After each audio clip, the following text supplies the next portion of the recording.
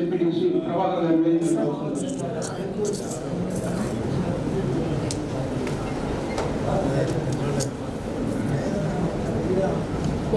గద్దె వెంకటకృష్ణ గారిని వేదికలో ఆదేశాల మేరకు ఒంగోలు రోడ్డు మండల సర్వసభ్య సమావేశం నిర్మించుకోవడం జరిగింది.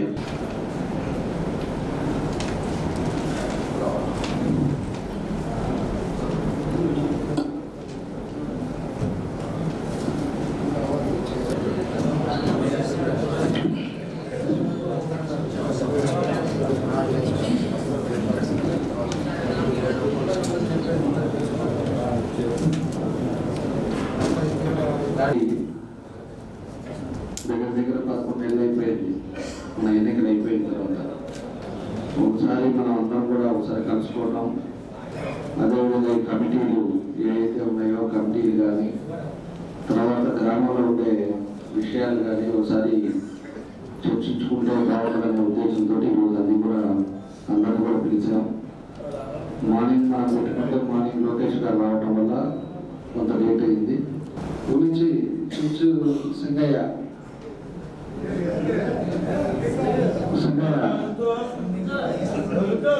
అంతమంది అందరికీ శ్రీనివాసులు గణపతి శ్రీనివాసులు ఓకేనా? ఏమా నాయుడు వెళ్ళిపోయాడా?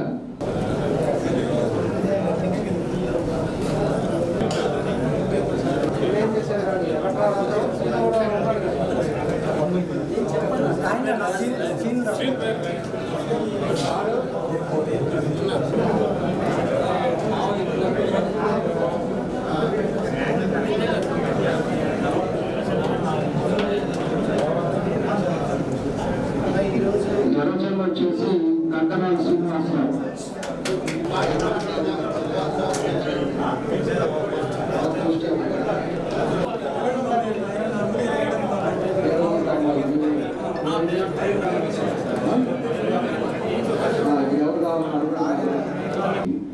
రాసించారు. ఇంకా 4 విలేజెస్ రావాల్సింది ఉంది. ఇంకా ఒకసారి మనం గమనిస్తే పోయినసారి ఎన్నికలకి మనకు 4 పంచాయతీలు తప్పితే మిగతా అన్నీ కూడా మనకి ప్రెస్ వచ్చింది. దగ్గర 2727 ఓట్ల మెజార్టీతోటి మీ అందరూ కూడా కష్టపడి పనిచేసిన దాన్ని బట్టి ఊళ్ళల్లో మనకు అంత మెజార్టీ మండల మెజార్టీ వచ్చిందని చెప్పేసి కూడా మీ అందరికీ కూడా నేను తెలియజేస్తా ఉన్నాను. ఈరోజు ఉండే పరిస్థితులు కూడా ప్రభుత్వం చేసిన తర్వాత కూడా మీ మండలంలో ఉండే 14 పంచాయతీలకి అన్నీ కూడా సిమెంట్ రోడ్లు పెట్టాం. దాదాపు 85% సిమెంట్ రోడ్లు కంప్లీట్ చేశాం. కొన్ని ఊళ్ళో అయితే 0 లెవెల్ చేసాం. ఇంకా కొన్ని ఊళ్ళో 1-2 సిమెంట్ రోడ్లు పెండింగ్ ఉండొచ్చు. లేకపోతే మొత్తం కూడా దాదాపు 85% వరకు మీ మండలంలో చేసాం. కొన్ని దగ్గర రిక్వైర్మెంట్ ప్రకారంగా డ్రైనేజెస్ ఏదైతే ఉన్నాయో అవి చేసాం. తర్వాత రోడ్డు ఒకటి కూడా 1.5 పెట్టి ఒక రోడ్డు ఒకటి వేసాం. ఈరోజు ఉండే దాని మీద మనకు ఉండే పరిస్థితులను బట్టి ఇవన్నీ కూడా కంప్లీట్ చేశాం. ఇక మేజర్గా మనకు ఉండే లోపల మండలాల్లో లింక్ రోడ్స్ ఏదైతే ఉన్నాయో లింక్ రోడ్స్ కూడా తొందరలోనే అవి కూడా కంప్లీట్ చేసుకొని ముందుకు తీసుకెళ్తాం. అదేవిధంగా మనకి మేజర్గా ఉండే లోపలికి కరవాది నుంచి ఉండాయిపాలెం వరకు మనం ఆ రోజు 3.5 ఉండేది చిన్న రోడ్డు ఉంటే 7 మీటర్ల రోడ్డు ఏదైతే రావికొండ నుంచి మన కరవాది దాకా వేసామో ఆ విధంగా పెద్ద రోడ్డు వేయడానికి కూడా దాన్ని కూడా ప్రపోజల్స్ పంపించాం. పోయినసారి ఏంటంటే కొంచెం అయ్యే లోపలికి లాస్ట్లో ఫండ్స్ ఇబ్బంది అయిపోయి ఆ రోజు చేయలేకపోయాం. ఈరోజు అది కూడా కంప్లీట్ ఖచ్చితంగా చేస్తాం. దాంతోపాటు అక్కడ జనరల్ క్లియరెన్స్ ఎక్కువ ఇబ్బందులు ఉన్నాయని చెప్తే దాన్ని కూడా మిషన్ పెట్టేసి దాన్ని అన్ని కూడా మనం క్లీన్ చేయడం కూడా జరిగిందని చెప్పి మీకు గుర్తు చేస్తా ఉన్నా. అది మేజర్ రోడ్, అది ఒకటి మనకి పెండింగ్ ఉంది మండలంలోకి వచ్చేది. ఇంకా ఏదైతే ఈ శ్మశానాల్లో దారులు కానీ లేకపోతే హౌస్ సైడ్స్ కానీ ఇవన్నీ కూడా కొన్ని ఇంకా పెండింగ్లు ఉన్నాయి. ఆల్రెడీ రేషన్ కార్డ్స్ కూడా ఆన్లైన్ ఓపెన్ చేశారు. రేషన్ కార్డులు కూడా అందరికి కూడా అప్లై చేసుకోమన్నారు. మళ్ళీ పెన్షన్స్ ఏదైతే ఉన్నాయో పెన్షన్స్ కూడా మనకి తొందరలోనే అవి కూడా ఇస్తారు. పూర్తి స్థాయిలో ఎలిజిబిలిటీ ఉండే వాళ్ళందరికీ కూడా పెన్షన్స్ అన్నీ కూడా ఇస్తామని చెప్పేసి కూడా మీకు తెలియజేస్తా ఉన్నా. ఈరోజు ఉండే పరిస్థితులు కూడా మనకుండే మాటలు చేసుకుంటా వాళ్ళ సమస్యలు కూడా ఏమి ఇబ్బంది లేకుండా ఎప్పటికప్పుడు కూర్చొని మాట్లాడుకుంటా దాన్ని ముందుకు తీసుకెళ్లాల్సిన అవసరాలు ఉంటాయి. ఈరోజు ఏదో మనం ఎలక్షన్లు వచ్చినప్పుడు లేకపోతే ఏదో ప్రోగ్రామ్ వచ్చినప్పుడు కలిసేది కాకుండా నెలకు ఒకసారి ఖచ్చితంగా బూత్ ప్రెసిడెంట్ అదేవిధంగా గ్రామ పార్టీ అధ్యక్షులు కూర్చొని ఆ కేఎస్ఎస్ మెంబర్లతో కానీ కూర్చొని కాసేపు మాట్లాడుకుంటా అందరూ కూడా ఉన్నారు అంటే ఊరు సమస్యలు కూడా తగ్గుతాయి. ఊళ్ళో కూడా మనం ఏం చేసామనేది కూడా ప్రజలు కూడా గమనిస్తుంటారు. ఈరోజు ఉండే పరిస్థితుల్లో ఎలక్షన్లు వచ్చినప్పుడు పోయి ఓటు అడిగేది కాదు. మనం ముందు నుంచే ప్రజలకి అందుబాటులో ప్రజలకు ఏం చేయాలనేది కూడా మనం చూసుకోవాల్సిన బాధ్యతలు ఉన్నాయి. వాళ్ళు ఏదైనా ఇబ్బందుల్లో ఉండేటప్పుడు మనం వాళ్ళ పని కరెక్ట్గా ఉన్నప్పుడు మనం చేయగలిగితే ఖచ్చితంగా వాళ్ళు గుర్తుపెట్టుకుంటారు పలానా టైంలో అయ్యింది అని చెప్పి. కాబట్టి మొన్నటిదాకా మనం అపోజిషన్లో ఉన్నాం, ఇవాళ అధికారంలో ఉన్నాం.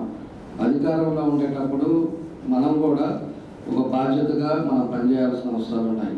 ఎందుకంటే ప్రజలు ఒక నమ్మకం మీద ఈరోజు 34,000 ఓట్లు ఇచ్చారంటే ప్రజలు అన్నీ చూసి ఏదో ఒకటి మనకు పనులు జరుగుతాయి, మంచి జరుగుతుంది అనే ఉద్దేశంతో ఈరోజు మన నియోజకవర్గానికి అంత మెజార్టీ ఇచ్చారు. అది ఓవరాల్గా మనకి జిల్లాలోనే రాని మెజార్టీని మనకు తీసుకొచ్చి ఇచ్చారంటే మనందరం కూడా చేసిన దాని మీద మీ అందరి మీద కూడా ఒక నమ్మకం. మీ ఊర్లో మీరు ఇంటింటికి తిరిగి ఉండాలి. మీ ఇంటింటికి తిరిగి మేము ఏ సమస్య ఉన్నా మేము చేస్తామని చెప్పేసి మీ అందరూ కూడా హామీ ఇచ్చుంటాం. ఇచ్చినప్పుడు వాళ్ళ నమ్మకం మీద రేపు ఏదైనా సమస్య వచ్చినప్పుడు ఊళ్ళో ఏదైనా ఇబ్బందులు ఉండేటప్పుడు మన వాళ్ళు ఉన్నారు, మనం ఖచ్చితంగా మనకు చేస్తారు అని చెప్పేసి ఒక భరోసా ఒక నమ్మకం మీద మనకు అన్నీ కూడా మనం చేయడం జరిగింది. కాబట్టి మనం కూడా ఈరోజు అధికారంలో ఉన్నామని అని చెప్పేసి మనం ఉండకుండా ప్రజల్లోకి వెళ్ళటం, ప్రజల్లోకి నెలకి 1 గంట కేటాయించారంటే ఖచ్చితంగా ప్రజలు మీ పక్షాన ఉంటారు. ప్రజలు కూడా మిమ్మల్ని కూడా గౌరవంగా చూస్తారు, ఎవరైనా కనపడ్డా కూడా మాట్లాడతారు. అదే కానీ మనం పట్టించుకోకుండా మన పని ఏదో మనం తిరుగుతున్నప్పుడు మిమ్మల్ని కూడా గౌరవించే పరిస్థితులు రాదు. కాబట్టి ఇవన్నీ కూడా మనం రాజకీయాలు ఉండేటప్పుడు ప్రజల్లో ఎప్పుడు ఇబ్బందులు లేకుండా గ్రామంలో ఏ సమస్యలు రాకుండా ఇవన్నీ కూడా మనం చేసుకోగలిగితే గ్రామంలో ఒక మంచి వాతావరణం అనేది ఏర్పడుతుంది. అవన్నీ కూడా సమస్యలు కూడా మనం చేసుకునే విధంగా ముందుకెళ్ళాలని చెప్పేసి మరోసారి మీ అందరికీ తెలియజేస్తా ఉన్నా. అదేవిధంగా కొన్ని ఊళ్ళల్లో మన వాళ్ళ మీద చాలా ఇబ్బందులు పెట్టారు. నేను అప్పటికీ చెప్పాను. దానికి మన బదులువారిపాలెంది ఒక ఇష్యూ ఉంది, అదేవిధంగా రావకుంట ఒక ఇష్యూ ఉంది. ఇలాంటి కొంతమంది అత్యుత్సాహంతో మన వాళ్ళందరూ కూడా ఇబ్బందులు పెట్టిన వాళ్ళు ఉన్నారు. దాని మీదే మనం కూడా సీరియస్గానే ఉన్నాం. కొన్ని పరిస్థితుల్లో కొన్ని ఊళ్ళల్లో కొన్ని ఇబ్బందులు పోలీసు అవ్వచ్చు లేకపోతే రెవెన్యూ అవ్వచ్చు, ఏదైనా ఇబ్బందులు ఉన్నా కూడా దాన్ని స్ట్రీమ్లైన్ చేయడానికి కూడా అన్నీ కూడా చర్యలు తీసుకుంటున్నాం. మీరు దాని గురించి మాత్రం మీరేం ఆలోచించలేదు. తప్పకుండా మీ గౌరవం తగ్గకుండా దాంట్లో ఏదైనా నా నోటీస్కి వచ్చింది మాత్రం ఖచ్చితంగా దాన్ని ఇంప్లిమెంట్ చేస్తామని చెప్పేసి కూడా మరోసారి మీ అందరికీ నేను తెలియజేస్తూ ఈరోజు దీనికోసం అని చెప్పేసి మనందరం పెట్టుకున్నాం. మీరు కూడా ఏదైనా మాట్లాడాలి, ఏదైనా మండల సమస్య ఉన్నా లేకపోతే మీ ఊరు సమస్య ఉన్నా ఒక 10 నిమిషాలు మీరు మాట్లాడిన తర్వాత మన గ్రామాల్లో ఇచ్చిన కమిటీని అఫీషియల్గా అనౌన్స్ చేద్దాం. చేసుకొని ఆ తర్వాత అనుబంధ సంఘాలు ఉన్నాయి, మండల కమిటీ ఉంది. మండల కమిటీ కూడా మండల పార్టీ ప్రెసిడెంట్ని పెట్టుకోవాలి, క్లస్టర్స్ని పెట్టుకోవాలి. అదేవిధంగా అనుబంధ సంఘాల అధ్యక్షులు 14 అనుబంధ సంఘాలు ఉన్నాయి, దాన్ని అధ్యక్షులు పెట్టుకోవాలి. దానికి ఒక 10 మంది, ఒక్కొక్క అనుబంధ సంఘానికి కూడా 10 మంది ఉంటారు. దాన్ని కూడా చూద్దాం. మీకు మండలంలో విషయాలు ఏమైనా ఉన్నా కూడా ఒకసారి మన వాళ్ళంతా ఉన్నారు కాబట్టి మీరు ఒక 10 నిమిషాలు మాట్లాడే వాళ్ళు ఎవరైనా మాట్లాడితే దాని తర్వాత నాగేంద్రరావు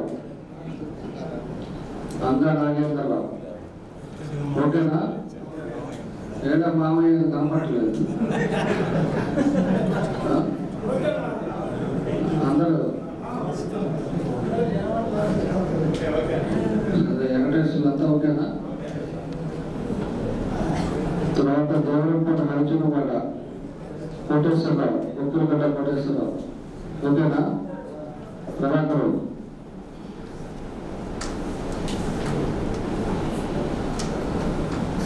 సభ్యురెడ్డి పాలెం బ్రహ్మయ్య, మక్కని బ్రహ్మయ్య ఓకేనా?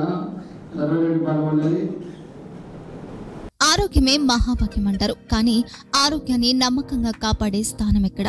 ఇది ఒంగోలులో మీకు దగ్గరగా మన Venkataramana nursing home private limited.